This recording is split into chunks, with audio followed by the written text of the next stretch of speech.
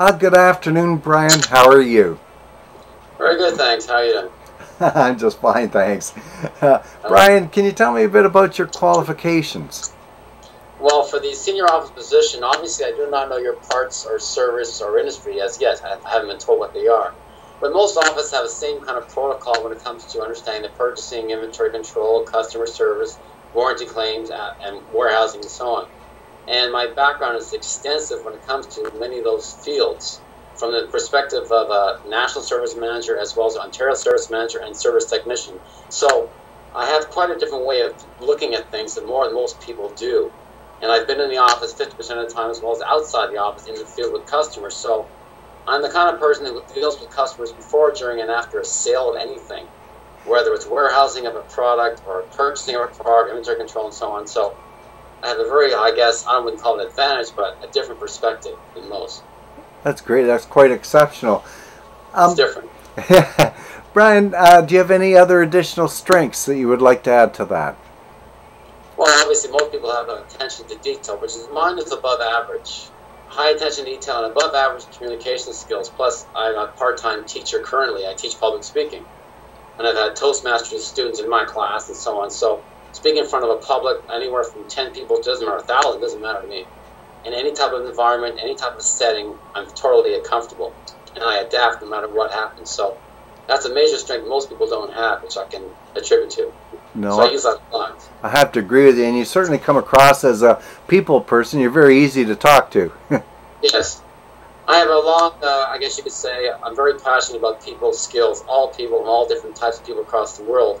And in any type of job I've ever worked at, I am basically a good motivator, a good team player. And to me, there's no such thing as a problem, because I can think of a zillion solutions to any problem, no matter if it's a large company or small.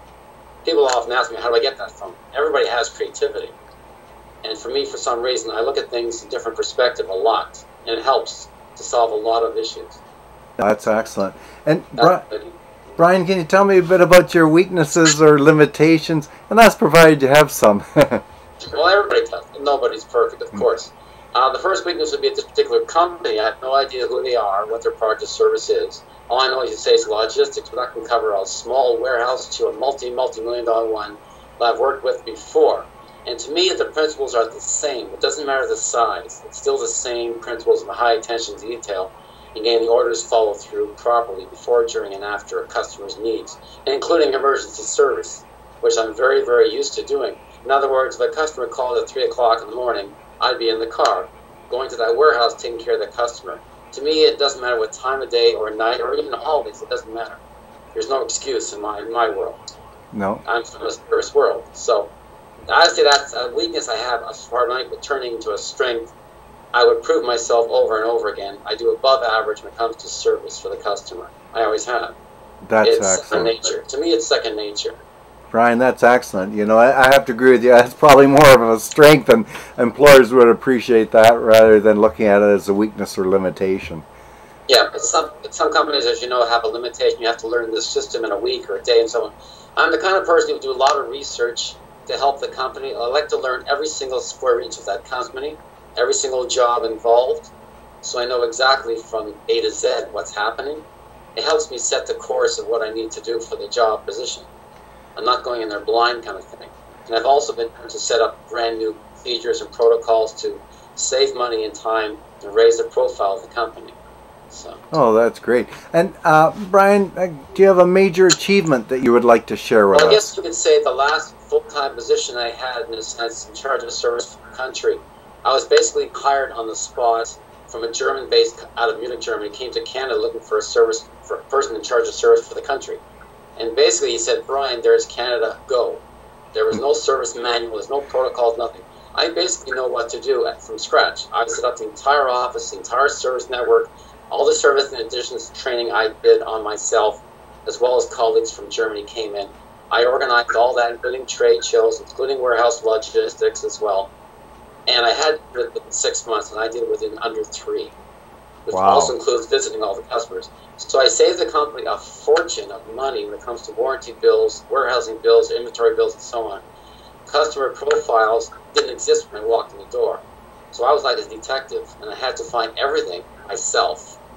So it was a lot of fun and a challenge, and I'm very organized in time management. In other words, I had to visit every customer across Canada, which is 150, which includes a lot of traveling, day and night, and so on. And I did all of this within 3 months, half the time it only takes. God, that is exceptional. That's quite an achievement. Well done, highly commendable. Well, it was a lot of fun. Yeah, as long as you enjoy it. It sounds like you enjoy your work. I did. I really did. It was a major challenge. I was very, I had customers couldn't believe the service I did. It's one thing to talk about service, but I live and breathe it. That's the difference. I'm there before a problem happened, literally. Excellent. I did a lot of inspection, unannounced and announced and so on. And they always used to say, "Why are you doing this?" Because I really care. That's the difference. Very good. And finally, Brian, when would you be able to start?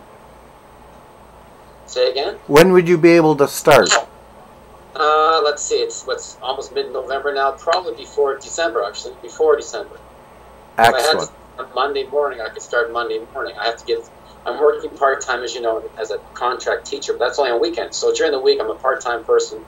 So I can maneuver right around to start Monday if I had to, really. Sounds great. Employers would be pleased to hear that. That's great, Brian.